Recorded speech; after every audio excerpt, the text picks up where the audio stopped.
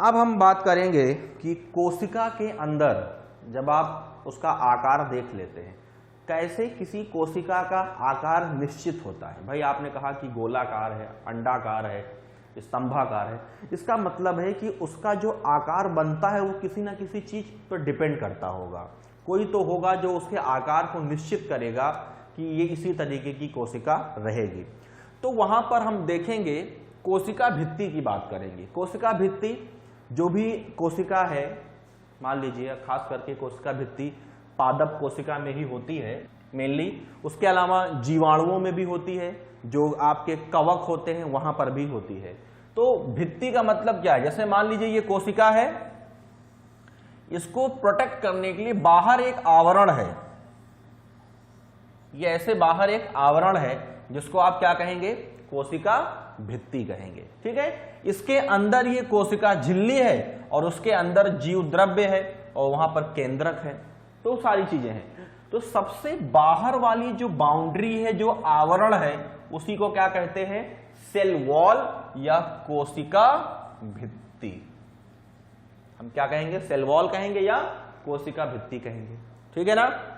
तो ये हमें समझना है कि आउटर जो बाउंड्री है, जो आवरण है, उसका क्या रोल है।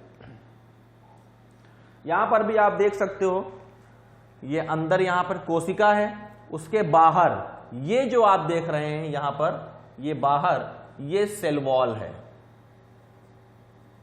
ये क्या है? Cell wall. और उसके अंदर सेल वॉल में भी मिडिल लैमेला, बीच में एक पट्टिका होती है, मध्य पट्टिका, सेकेंडरी वॉल और प्राइमरी वॉल, ये सब मिल करके सेल वॉल बनाती हैं। तो यहां आप देख रहे हैं अंदर ये कोशिका है और इसके सराउंडिंग में ये बाउंड्री जो दिख रही है, ये जो उसका आकार निश्चित कर रही है, इसी को कहा जाता है सेल वॉल या कोशिका भित्ति। ठीक है, इसी में कुछ पॉइंट्स हैं, कौन कौन से हैं कि जीवाणु एवं वनस्पति कोशिकाओं में कोशिका झिल्ली के बाहर निर्जीव पारगम्य तथा मोटी दीवार पाई जाती है, उसे कोशिका भित्ति कहते हैं। याद रखिए, चाहे वो बैक्टीरिया हो चाहे वो प्लांट हो, उनके अंदर जो सेल मेम्ब्रेन है, जो कोशिका झिल्ली है अंदर, उसके बाहर निर्जीव, मतलब उसमें जीव नहीं है, कोई जीवन नहीं है, वो निर्जीव पारगम्य, उसमें से सारी चीजें अंदर जा सकती हैं, पारगम्य है, चाहे वो सॉल्यूट हो या सॉल्वेंट हो, वो किसी की एंट्री को रोकेंगे नहीं, वो पारगम्य है, तथा मोटी दीवार जो होती है उसी को हम क्या कहते हैं? कोशिका भित्ति कहते हैं। वनस्पति कोशिका मतलब पादप कोशिका, यहां जो वनस्पति का नाम दिया गया है एक्चुअली में क्या है? पादप। पादप कोशिका में यह कोशिका झिल्ली के बाहर किंतु जीवाणु में स्लाइम परत के नीचे रहता है। कहने का मतलब यह है कि जो प्लांट, अगर मान लीजिए कोई प्लांट सेल है तो उसमें ये कोशिका झिल्ली है और सब उसके बाहर क्या है? Cell wall. लेकिन अगर कोई बैक्टीरिया है, जीवाणु, तो उसमें क्या है कि सबसे बाहर तो वहां पर क्या रहेगा? सबसे बाहर रहता है ये स्लाइम परत, उसके नीचे यहां पर होती है कोशिका झिल्ली, सेल वॉल। ठीक है ना? तो पादप कोशिका में सबसे बाहर होती है कोशिका झिल्ली, जो आपका कोशिका भित्ति है वो सबसे बाहर है, और जीवाणुओं में जो कोशिका भित्ति है वो स्लाइम परत के जस्ट नीचे उपस्थित रहेगी। इसका मतलब है कि पादप में और जीवाणु में दोनों जगह आपको कोशिका भित्ति या सेल वॉल मिलेगी। ठीक है, यहां पर कह रहे हैं कि कुछ निम्न श्रेणी के एक कोषीय पौधे, एक कोष की जिसमें सिर्फ एक ही कोशिका होती है, वनस्पति की जनन कोशिका एवं प्राणी कोशिका में कोशिका भित्ति नहीं होती है। मतलब यह है कि बहुत निम्न क्वालिटी के, जो बहुत नीचे पौधे हैं, जिनको आप कह सकते हो कि जहां पर पौधों की शुरुआत हुई है, ठीक है, वहां पर जो पौधे हैं एक कोषीय, उनके अंदर जो जनन कोशिकाएं होती हैं, ठीक है, एवं प्राणी कोशिका जो होती, प्राणी कोशिका में तो कोशिका भित्ति होती ही नहीं है, एनिमल सेल में सेल वॉल नहीं होती, ये कंफर्म है। लेकिन उसके साथ साथ कुछ ऐसी पादप कोशिकाएं हैं जो एक कोषीय नेचर की हैं, उनकी जनन कोशिका में कोशिका भित्ति नहीं पाई जाती है। ठीक है ना, याद रखिए, जंतु कोशिका में कोशिका भित्ति नहीं होती है। कुछ पादप कोशिकाएं जो एक कोषीय हैं, वहां पर जो जनन कोशिकाएं बनती हैं वहां पर कोशिका भित्ति नहीं पाई जाती। बाकी सारे पौधों में, पादप कोशिकाओं में आपको कोशिका भित्ति मिलेगी और वो प्रॉपर तरीके से अपना कार्य करेगी। तो कोशिका भित्ति का निर्माण कैसे होता है? कोशिका भित्ति का निर्माण सेलुलोज तथा अन्य निर्जीव पदार्थों से होता है। यहां पर देखिए, अन्य निर्जीव पदार्थ जो निर्जीव दिए गए हैं, मान लीजिए अगर हम सेल वॉल की बात करें तो सेल वॉल देखिए कहां कहां पर है। सेल वॉल एक तो प्लांट में है, दूसरा जीवाणु मतलब बैक्टीरिया में है, तीसरा जो कवक होते हैं, कवक मतलब फंजाई, फंजाई में जो। अब प्लांट में तो बना होगा सेलुलोज का, किसका बना होगा? सेलुलोज। बैक्टीरिया में बना होगा पेप्टाइडोग्लाइकॉन, इसका बना होगा, और फंजाई में बना होगा काइटिन। तो कहने का मतलब यह है कि सेल वॉल पादप में भी है, जीवाणुओं में भी और कवक में भी है, और वहां पर जो उसका निर्माण है वो अलग अलग चीजों से होता है। पौधों में सेलुलोज, बैक्टीरिया में पेप्टाइडोग्लाइकॉन, फंजाई में काइटिन। तो फिलहाल आपसे जनरली पूछा जाएगा कि पादप कोशिका में कोशिका भित्ति किसकी बनी होती है? आप लिखेंगे सेलुलोज की बनी होती है। ठीक है, तो ये सब निर्जीव चीजें हैं, एक तरीके का कार्बोहाइड्रेट है जो सेल वॉल का निर्माण करता है। इसके अलावा यहां पर है कि कोशिका भित्ति में दो परतें होती हैं। कभी कोई कोशिका भित्ति अगर आप देखोगे तो वहां आपको दो परतें मिलेंगी, जिनके मध्य पटलिका नामक दीवार होती है। अगर आप कोशिका भित्ति बनाए तो जब हम कोशिका भित्ति बनाते हैं, ये है,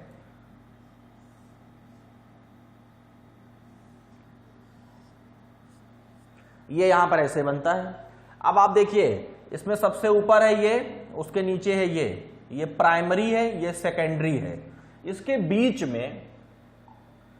बीच में यहां पर ये ऐसी एक लेयर होती है,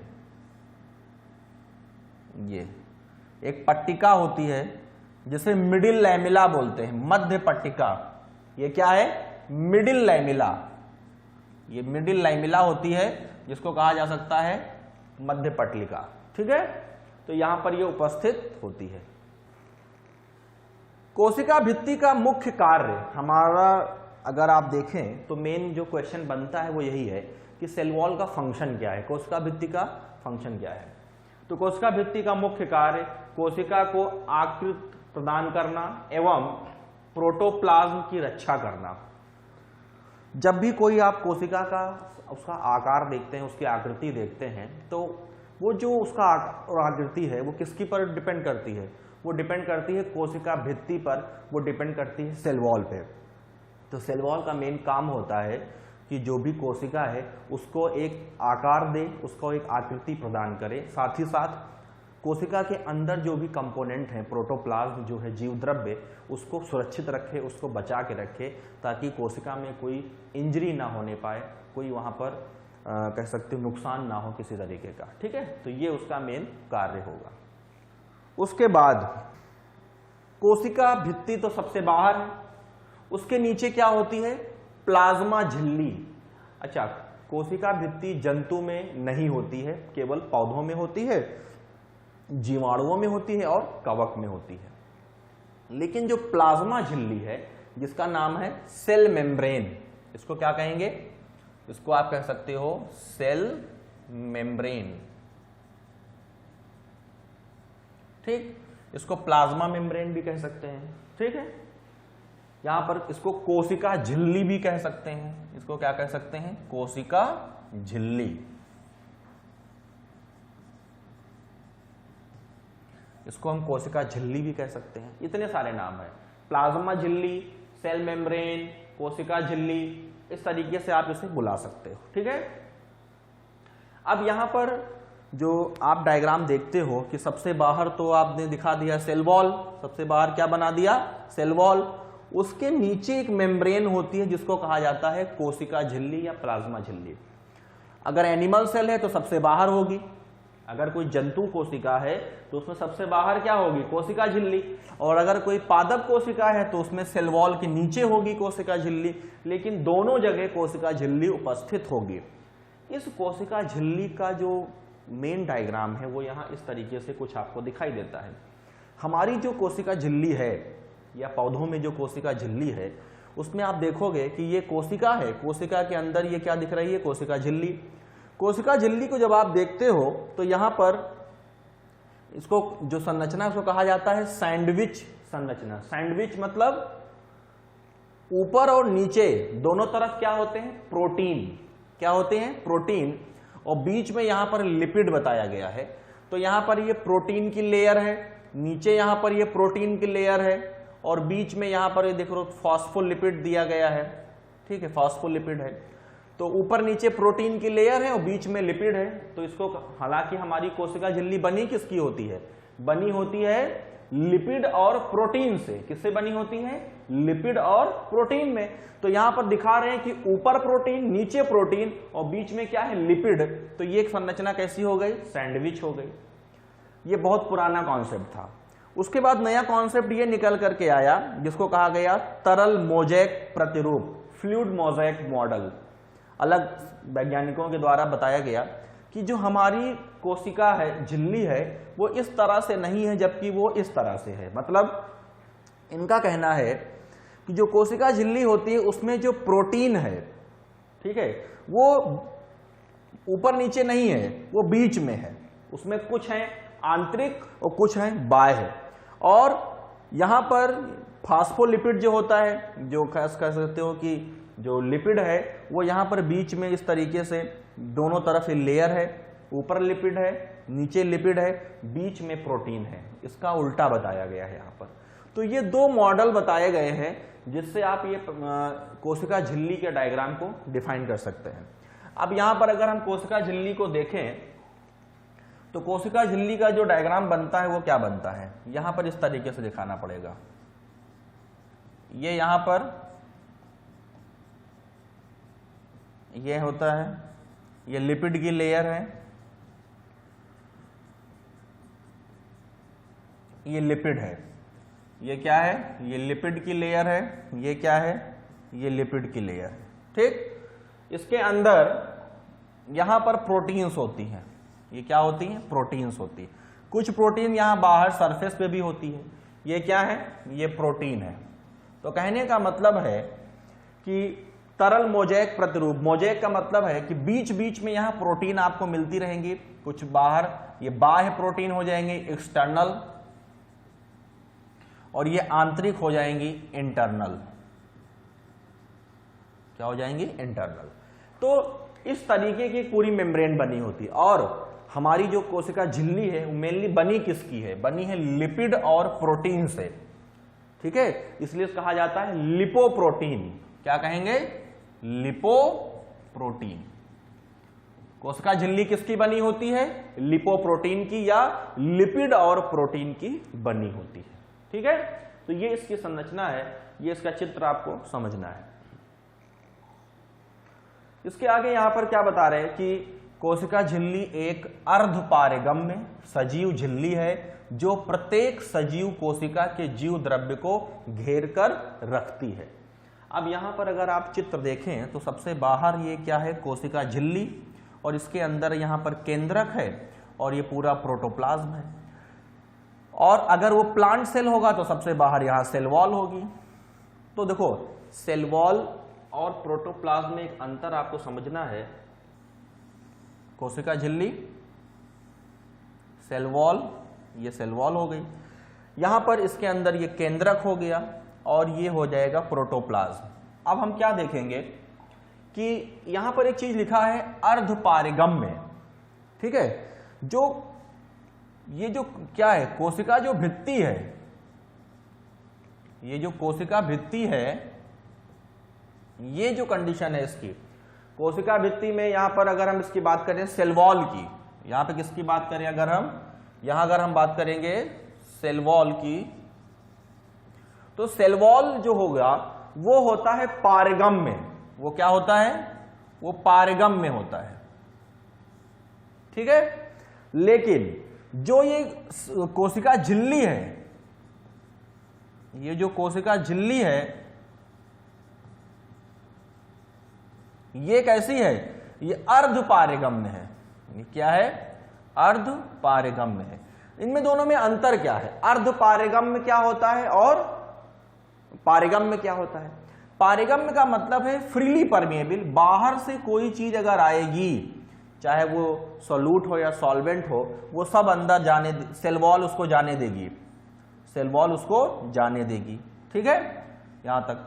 लेकिन सेल मेम्ब्रेन जो है वो कुछ ही चीजों को अंदर जाने देगी, सबको अंदर नहीं जाने देगी। मतलब सेल मेम्ब्रेन ये चेक करती है कि क्या कोशिका के लिए जरूरी है क्या नहीं, तो वो अर्धपारगम्य है, वो हर चीज को अलाउ नहीं करती है, ठीक है। जबकि कोशिका भित्ति जो है वो सभी चीजों को अलाउ करती है, इसलिए कहते हैं कि कोशिका भित्ति पारगम्य है और कोशिका झिल्ली अर्धपारगम्य होती है, ठीक है। तो जो अंदर जाने वाली चीजें हैं उनको सेल वॉल पूरी तरीके से अलाउ कर देती है, जबकि कोशिका झिल्ली जो है वो पूरी तरीके से अलाउ नहीं करती, कुछ ही चीजों को अंदर जाने की इजाजत देती है। तो यहां पारगम्य और अर्धपारगम्य का मतलब समझ रहे होंगे।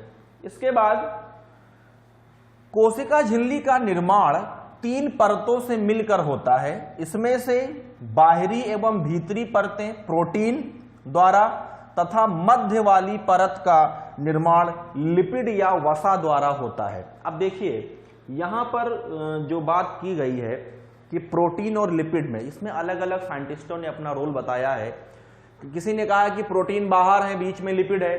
किसी ने कहा है कि नहीं, कुछ प्रोटीन बाहर है, कुछ प्रोटीन अंदर है और लिपिड उसके पैरेलल है।